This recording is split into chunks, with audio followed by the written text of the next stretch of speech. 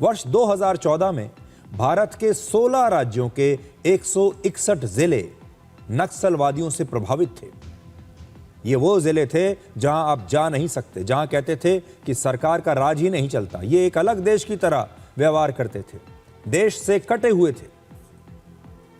लेकिन मार्च 2026 तक इन जिलों की संख्या जहां पर नक्सलवादियों का प्रभाव था अब घटकर हो गई है 0। सोचिए, 2014 में 161 जिले जहां आप जा नहीं सकते, जो देश से कटे हुए हैं, और आज उनकी संख्या है 0। मतलब हमारा देश नक्सलवाद से अब आजाद हो चुका है। लेकिन क्या हमने इस आजादी को सेलिब्रेट किया? क्या इस आजादी का जश्न मनाया? क्या हमारी सिक्योरिटी फोर्सेस को इसकी बधाई दी? अब जंगलों में हिंसा करने वाले ये नक्सलवादी फिर से हमारे समाज का हिस्सा बन रहे हैं। हमारे देश के शहरों में, हमारे देश के गांवों में ये नक्सलवादी अब आम लोगों की तरह रह रहे हैं, हमारे और आपकी तरह रहते हैं। और क्रांति के नाम पर इनके दिमाग में जो खतरनाक नक्सलवादी विचार भरे गए थे, अब वो विचार इनके जीवन से, इनके दिमाग से निकल चुके हैं। सबसे पहले ये तस्वीर देखिए। 7 अगस्त को नेशनल हैंडलूम डे के मौके पर छत्तीसगढ़ की राजधानी रायपुर में एक फैशन शो हुआ। इस फैशन शो में जो महिलाएं रैंप पर चल रही हैं, वॉक कर रही हैं, वो एक जमाने में नक्सलवादी हुआ करती थी, जंगलों में रहती थी, इनके हाथ में हथियार हुआ करते थे। एक जमाना था जब ये महिलाएं हमारे ही देश की पुलिस और सुरक्षा बलों से लड़ती थीं, उन पर गोलियां चलाती थीं और हमारे अपने लोगों के खिलाफ बंदूक उठाती थीं। आज देखिए उन महिलाओं को सबसे पहले।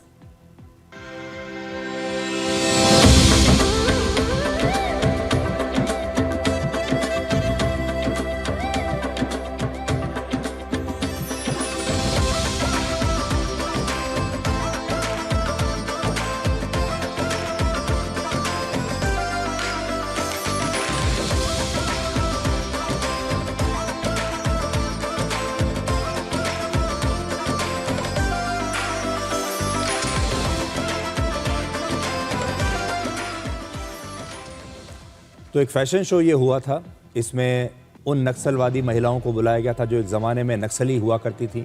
अब उन्होंने सरेंडर कर दिया, अब वो आम लोगों की तरह मुख्य धारा में शामिल हो गई हैं। और इन नक्सलवादी महिलाओं ने जो एक ज़माने में थीं, इस रैंप पर वॉक किया था। मतलब ये है कि अब हमारे देश से नक्सलवाद निकल चुका है। हमारे देश में जो नक्सलवादी थे वो, उनकी संख्या अब ख़त्म है, लगभग बचे नहीं हैं।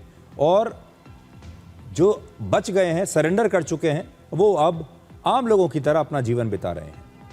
लेकिन आज बड़ी चुनौती है कि जंगलों में रहने वाले ये नक्सलवादी तो ख़त्म हो गए, लेकिन भारत के बड़े बड़े शहरों में रह रहे हज़ारों प्रभावशाली लोगों के दिमाग में अब भी नक्सलवाद भरा हुआ है।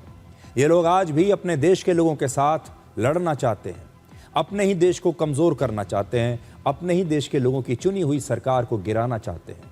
चीन और पाकिस्तान जैसे भारत के दुश्मन इन्हें अपने दोस्त और हमदर्द लगते हैं, और भारत में रहने वाले राष्ट्रवादी लोग इनके सबसे बड़े दुश्मन हैं। इनकी पहचान आज कुछ भी हो सकती है। ये लोग राजनीति में हैं, यूनिवर्सिटीज़ में पढ़ाने वाले प्रोफेसर हैं, अर्थशास्त्री हैं, कलाकार हैं, लेखक हैं, पत्रकार हैं। देखिए आपकी स्क्रीन पर जो आप देख पा रहे हैं, इनका चेहरा कुछ भी हो सकता है। वकील हो सकते हैं, डॉक्टर हो सकते हैं, लेखक होते हैं, पत्रकार हो सकते हैं, नेता हो सकते हैं। ये तमाम लोग न जाने किस बात पर भारत से हमेशा नाराज रहते हैं। कभी अभिव्यक्ति की आज़ादी के नाम पर नाराज रहते हैं, कभी संविधान की रक्षा के नाम पर, कभी धर्मनिरपेक्षता के नाम पर, कभी कहते हैं लोकतंत्र खतरे में है।